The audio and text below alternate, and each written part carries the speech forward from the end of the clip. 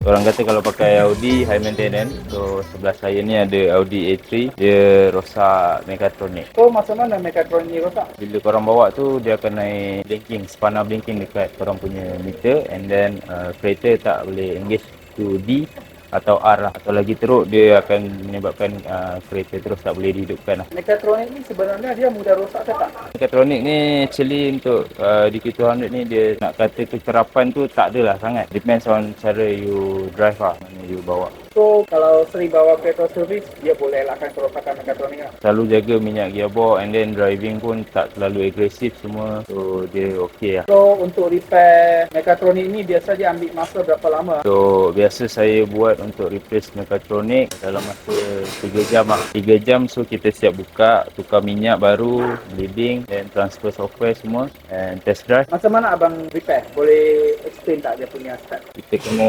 neutral semua gear lah. So daripada shift fork atas neutral, then kita ada special tool ni. Special tool untuk tolak clutch punya plunger tu, nak bagi release. Last sekali kita buka ada 7 skru, 1, 2, 3, 4, 7. Ada 7 skru mecha T45. Kita boleh tarik lah, tolak mecha tu keluar. Tapi jangan lupa untuk buang minyak gear.